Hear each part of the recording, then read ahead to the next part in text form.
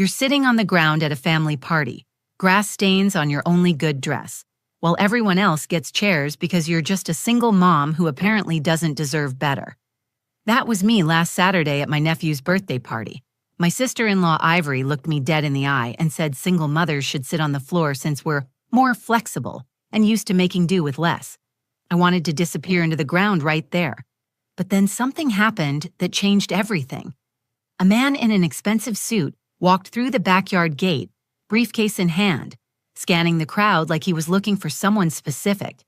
When he spotted me sitting there in the grass, humiliated and ready to leave, he walked straight over and said the words that made my entire family drop their cake. "I've been looking everywhere for you, Miss Moreau. You own this house now." I'm Celeste, and I've been a single mom to my 8-year-old daughter, Luna, for 2 years now. After my divorce, I've been working double shifts as a waitress during the day and cleaning offices at night just to keep our tiny apartment and put food on the table. My family has never let me forget that I'm the one who couldn't make it work in marriage, the one who's always struggling, always behind on something. They see me as their charity case, the family member who needs pity but doesn't deserve respect. My brother Kingston lives in this beautiful suburban house with his wife Ivory and their son Phoenix. Ivory has this way of making comments that sound helpful but cut deep. She'll say things like, "Oh, Celeste, don't worry about contributing to the family vacation fund. We know money's tight for you."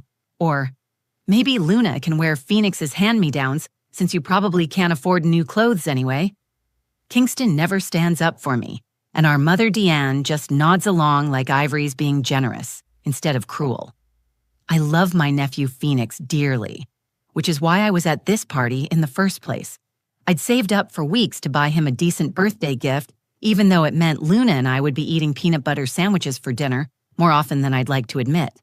I drove up in my beat-up Honda, wearing a dress I'd bought 3 years ago when life was different, when I still had hope that things would get easier. What my family didn't know was that I'd been getting letters from some law firm for the past month. I'd been too scared to open them, assuming they were about some debt I couldn't pay or legal trouble I couldn't afford to handle. I'd shoved them in a drawer and tried to forget about them, because when you're barely keeping your head above water, the last thing you want is more bad news. But as I sat there on that grass, watching other parents in their nice clothes talk about their vacation plans and private schools, while my own family treated me like I was less than human, I had no idea that those unopened letters were about to turn my entire world upside down. I had no idea that the woman they all looked down on was about to become the one holding all the power. This is the story of how one man in a suit and a family secret I never knew existed changed everything in the span of 5 minutes, and how the people who thought they were better than me learned that sometimes the universe keeps score in ways nobody expects. I pulled into Kingston's driveway that Saturday afternoon and immediately felt that familiar knot in my stomach. His house always made me feel small. It's one of those perfect suburban homes with the manicured lawn, the 2-car garage, and the kind of front porch that screams, "We made it." I sat in my car for a moment, looking at my reflection in the rearview mirror, trying to psych myself up. Luna was bouncing in the back seat, excited to see her cousin Phoenix, completely oblivious to the social minefield we were about to walk into. "Mommy, can we go in now? I want to give Phoenix his present."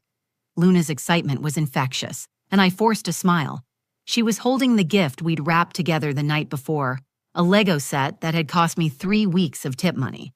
It wasn't the biggest or most expensive gift Phoenix would receive, but it was what we could afford, and Luna had picked it out herself. "Of course, baby. Let's go have some fun." I grabbed my purse and the small gift bag I'd brought for the party favors, checking my phone one more time to see if any of my job applications had gotten responses. Nothing. Just another overdue notice from the electric company that I'd have to figure out how to handle next week. The backyard was already buzzing with activity when we arrived. Ivory had outdone herself with the decorations. There were balloons everywhere, a professional-looking bounce house, and tables loaded with catered food. The other parents were already mingling, and I could tell just by looking at them that they were Kingston and Ivory's usual crowd. The women were wearing clothes that probably cost more than I made in a month, and the men were talking about golf and business deals. "Celeste, you made it!" Ivory's voice was honey-sweet, but her eyes were already scanning my outfit. I saw her take in my 3-year-old dress and the small scuff on my shoes that I'd tried to cover with a marker. And Luna, don't you look precious? Phoenix is over by the bounce house if you want to find him. Luna ran off immediately, and I was left standing there with Ivory, who was already looking past me at the other guests. The food is on the tables over there, she said, gesturing vaguely. We got it catered from that new place downtown. I'm sure it's much fancier than what you're used to, but I thought we'd splurge for Phoenix's special day. There it was, the first dig of the day, delivered with that trademark smile. I'd learned to expect these comments from Ivory, but they still stung. It looks wonderful, I managed to say. You've really outdone yourself. I made my way over to where some of the other parents were standing, hoping to blend in. They were discussing their kids' private schools and summer camps, topics that felt like they were from another planet. I nodded along when appropriate, but mostly I felt like an outsider looking in. These people lived in a world where money wasn't a constant worry, where they could sign their kids up for activities without calculating whether it meant choosing between groceries or gas. Kingston appeared at my elbow, beer in hand. Hey sis, glad you could make it. His greeting was warm enough, but I could see the way he glanced around nervously, like he was worried I might embarrass him somehow. How's the job hunt going? Still looking, I said, trying to keep my voice light. I've got a few applications out there, so we'll see. Well, something will turn up, he said, but his attention was already drifting to his other guests. Ivory's been working on this party for weeks. She really wanted to make it special for Phoenix. I watched him walk away to join a group of men who were laughing loudly about something, and I felt that familiar ache of loneliness.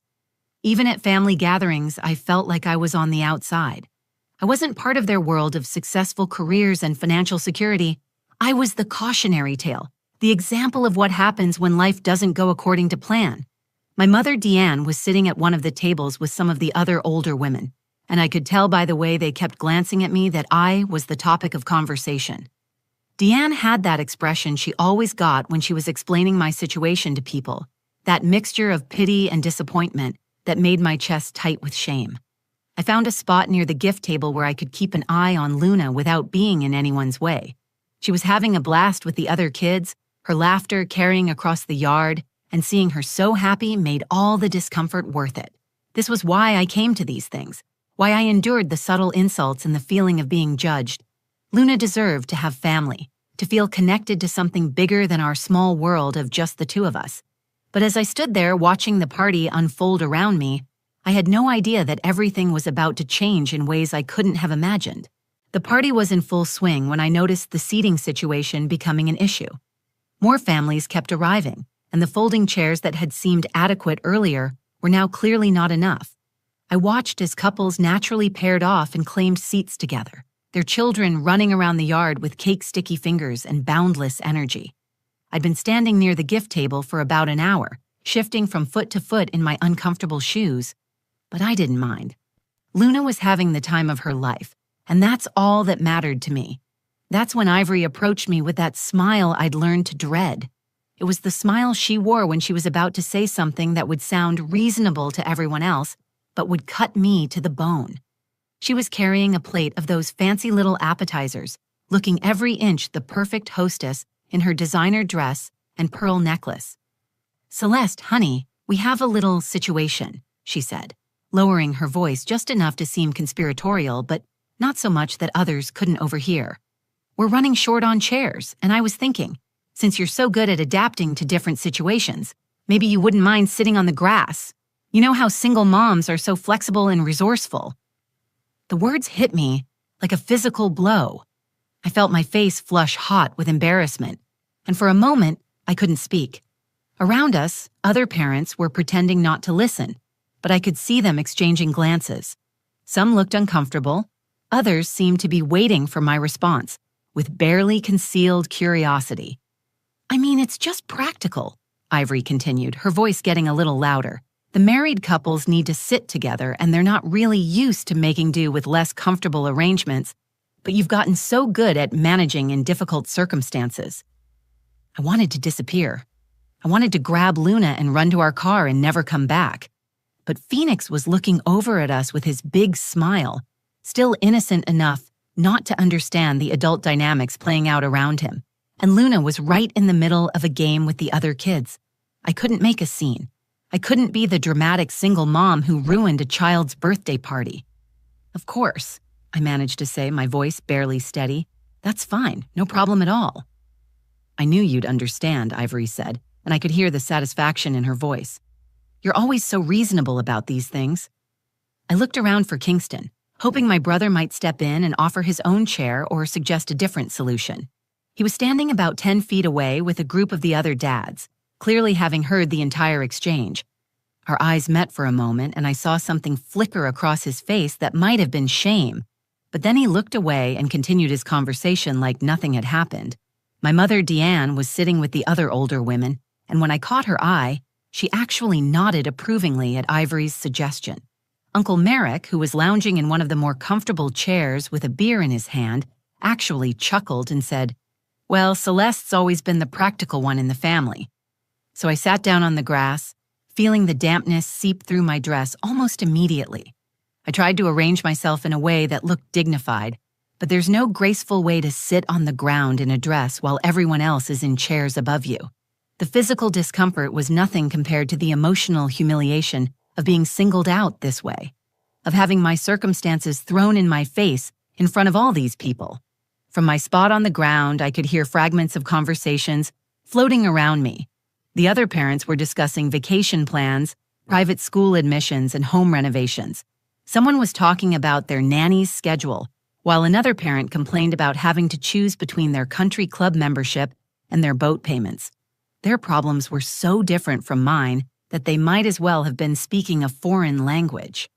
I watched Luna playing with the other children, her joy completely unaffected by the social dynamics the adults were navigating. She looked over at me once and started to come over, probably noticing that I was sitting in an odd spot, but I waved her back toward the other kids. I didn't want her to witness this humiliation, didn't want her to see how her mother was being treated by people who were supposed to be family. The worst part wasn't even the sitting on the ground. It was the casual cruelty of it. The way Ivory had made it sound like she was doing me a favor by pointing out how pathetic my situation was. It was the way my family had stood by and watched it happen, some of them even seeming to enjoy the show.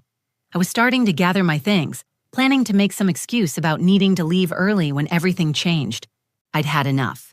The humiliation was complete, and I could feel tears threatening to spill over if I stayed another minute. I started gathering my purse and the light jacket I'd brought, trying to be discreet about my preparations to leave. The last thing I wanted was to draw more attention to myself, to give Ivory another opportunity to make some cutting comment about how single moms always leave parties early. I pulled out my phone and sent Luna a text, even though she was only 30 feet away. "Come say goodbye to Phoenix in a few minutes. We need to head home soon." I didn't want to call out to her across the yard and make it obvious that we were leaving. I'd learned to manage these exits carefully, to slip away without causing a scene that might reflect poorly on Luna or give my family more ammunition for their judgmental comments. While I waited for Luna to notice my message, I tried to compose myself. I smoothed down my dress, which now had grass stains on the back that I'd have to figure out how to remove. I practiced the smile I'd wear when I made my excuses, the casual, "Luna has an early day tomorrow," or "I promised a friend I'd stop by." Anything to avoid admitting that I was leaving because sitting on the ground while my family treated me like a second-class citizen had finally broken something inside me. That's when I saw him. A man was approaching the backyard gate, and he stood out immediately from the casual party atmosphere. He was wearing an expensive-looking charcoal gray suit, perfectly tailored with a crisp white shirt and a silk tie. His shoes were the kind of polished leather that probably cost more than I made in a month. He was carrying a leather briefcase that screamed serious business, and he had the bearing of someone important, someone who commanded attention without trying. He paused at the gate, scanning the crowd methodically like he was looking for someone specific. His eyes moved from group to group, assessing each person with the kind of focused attention that made me instinctively straighten my shoulders. When his gaze swept over me sitting on the grass, I felt a flash of embarrassment, wondering what this well-dressed stranger thought of the woman in the wrinkled dress sitting on the ground while everyone else had chairs. Ivory noticed him too and immediately switched into her hostess mode, the way she always did when she wanted to make a good impression. She glided over to the gate with her most charming smile, clearly assuming he was some important business contact of Kingston's who had stopped by to wish Phoenix a happy birthday. "Hello there," she said in her sweetest voice. "Are you here for the party? I'm Ivory, Kingston's wife." The man nodded politely but didn't return her smile. "Good afternoon. I'm looking for Ms. Celeste Moreau. I was told she might be here today." My heart dropped into my stomach. Someone was looking for me, someone official and serious looking, and it couldn't be good news. My mind immediately raced through all the possibilities. Had I missed a court date? Was there some problem with Luna's school? Had they finally tracked me down about those medical bills from when Luna had pneumonia last year?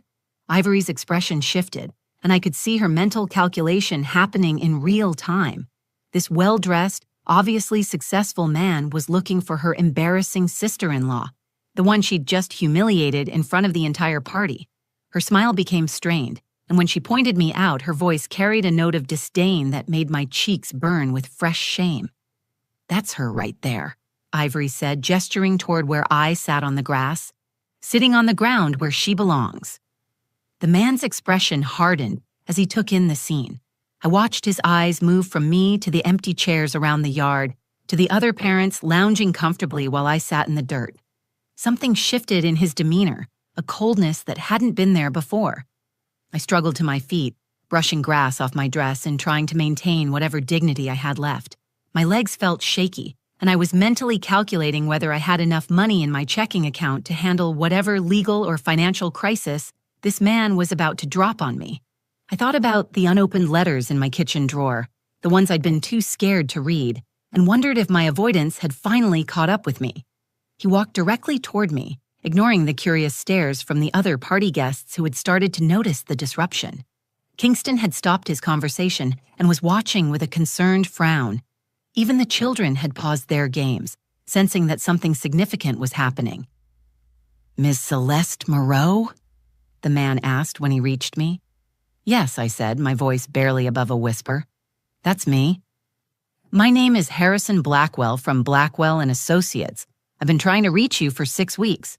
Harrison Blackwell opened his leather briefcase with the kind of practiced efficiency that spoke of years handling important documents. The metallic click of the latches seemed unnaturally loud in the sudden quiet that had fallen over the backyard. Even the children had stopped playing, sensing that something monumental was happening in the adult world around them.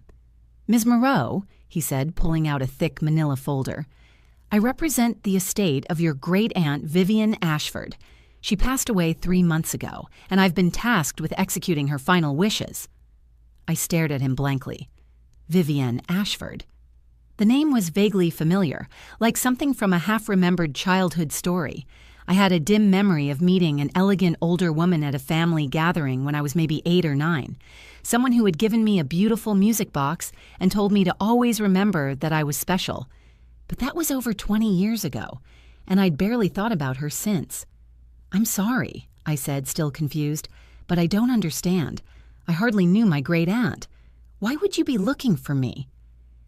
Harrison's expression softened slightly, and I caught a glimpse of something that might have been compassion in his professional demeanor. "Ms. Moreau, your great-aunt Vivienne was a very wealthy woman. She owned several properties and had a substantial investment portfolio. More importantly, she spent the last few years of her life keeping track of her family members, particularly you." The crowd around us had grown completely silent. I could feel dozens of eyes on me, but I couldn't focus on anything except Harrison's words. He opened the folder and pulled out several official-looking documents with heavy letterhead and gold seals. "According to her will, which was updated just 6 months before her death, you are the sole beneficiary of her entire estate." He handed me the first document, and I saw my name clearly typed in legal language that I couldn't fully comprehend. This includes all of her financial assets, which total approximately $2.3 million. I heard someone gasp behind me, probably my mother, but the sound seemed to come from very far away. The number bounced around in my head without finding anywhere to land. $2.3 million. It was more money than I could conceptually understand, more than I'd ever dreamed of having. But there's something else, Harrison continued, and now his voice carried a note of what I could only describe as satisfaction. She also owned this property. He gestured toward Kingston's house, the beautiful suburban home that had always made me feel so small and inadequate. Your great-aunt Vivian purchased this house 15 years ago as an investment property. She's been renting it to your brother at well below market rate as a family courtesy. The world seemed to tilt sideways. I looked at the house, at Kingston's face, which had gone completely white, at Ivory, who was staring at Harrison like he'd just announced the end of the world. "That's impossible," Ivory said, her voice shrill with panic. "We've been living here for 5 years. We've put money into renovations. We've made this place our home. There has to be some mistake." Harrison turned to face her with the kind of cool professionalism that suggested he'd dealt with this type of reaction before. "There's no mistake, Mrs. Kingston. The property deed is quite clear. Your lease was month to month and tied directly to Ms. Ashford's life. Upon her death, the property reverts to her designated heir." He looked back at me. "That would be Ms. Moreau." "But we didn't know," Kingston said, his voice cracking slightly. "She never told us she was planning to leave everything to Celeste. We assumed the house would eventually be ours, or at least that the family would inherit equally." Harrison pulled out another document, this one handwritten in elegant script. "Your great-aunt left a personal letter explaining her decision. She wrote, and I quote, 'I have watched Celeste struggle with grace and dignity, while others in the family have prospered. I have seen how she works tirelessly to provide for her daughter while receiving little support or respect from those who should love her most. She deserves security, and she deserves to know that someone believed in her worth.'" The silence that followed was deafening. I looked around at my family's faces, seeing shock, dismay, and something that looked uncomfortably like fear. Ivory was staring at me like I'd suddenly grown a second head, while Kingston appeared to be doing rapid mental calculations about their financial situation. "Any improvements or renovations you've made to the property," Harrison continued, "naturally become part of the property's value, which now belongs to Ms. Moreau. However, the original lease terms specified 30 days' notice for termination, which I'm officially providing today." I was still holding the documents, my hands trembling slightly as the magnitude of what was happening began to sink in. The woman they'd all pitied, the family failure they'd just humiliated by making her sit on the ground, now owned the very house they were standing in. I looked around at the faces of my family members, each one frozen in a different stage of shock and disbelief. The same people who had spent years making me feel small and worthless were now staring at me like I was a completely different person. But I wasn't different. I was the same Celeste who had been sitting on the grass 5 minutes ago. The only thing that had changed was their perception of my worth, and that told me everything I needed to know about who they really were.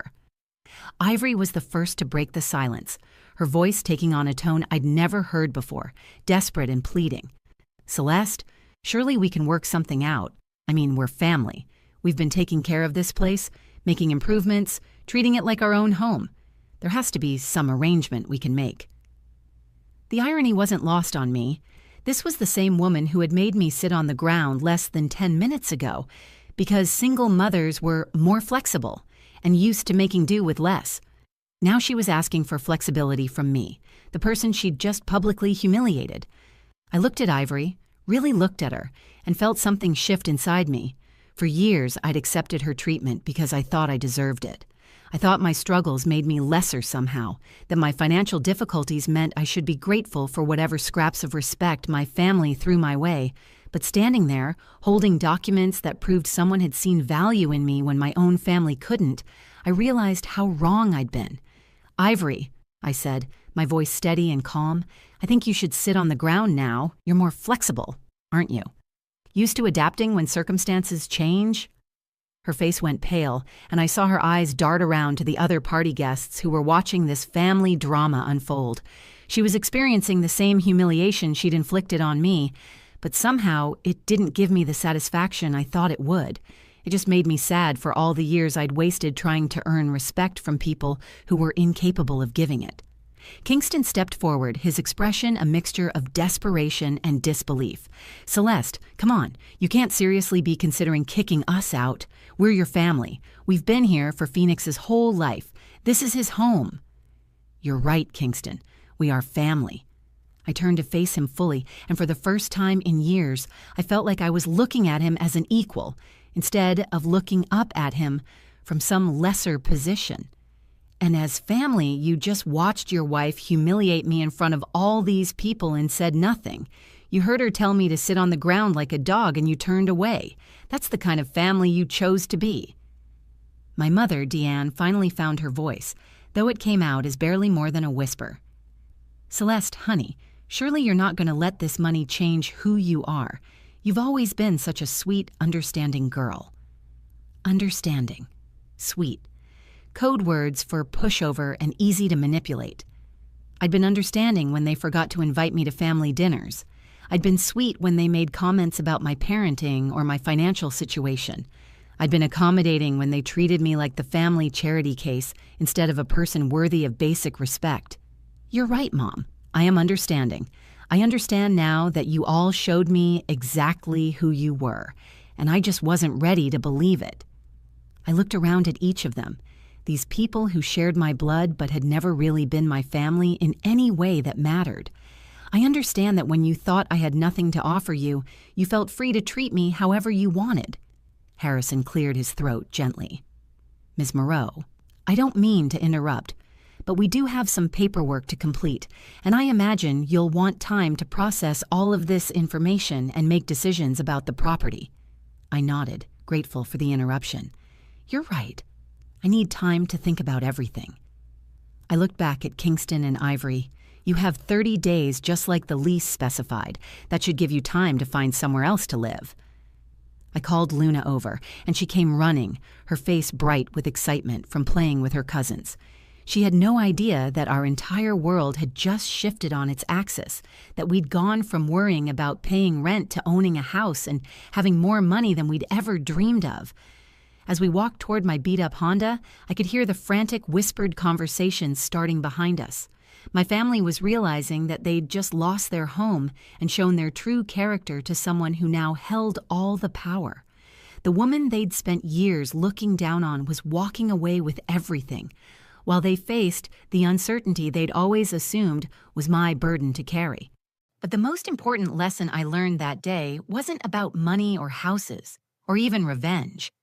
I learned that people's true character shows when they think you have nothing to offer them. My great-aunt Vivian had been watching from a distance, and she saw what I couldn't see at the time. She saw that dignity isn't about how much money you have in your bank account. It's about how you treat people when you think nobody important is watching. Sometimes the universe keeps score in ways we never expect. Sometimes the people who try to make you feel small end up small themselves. And sometimes, just sometimes, the person everyone underestimates turns out to be the one holding all the cards. If this story resonated with you, please hit that like button and share it with someone who needs to hear that their worth isn't determined by other people's opinions. Don't forget to subscribe to our channel for more stories about finding strength in unexpected places and never letting anyone convince you that you deserve less than respect. Your story matters, and so do you.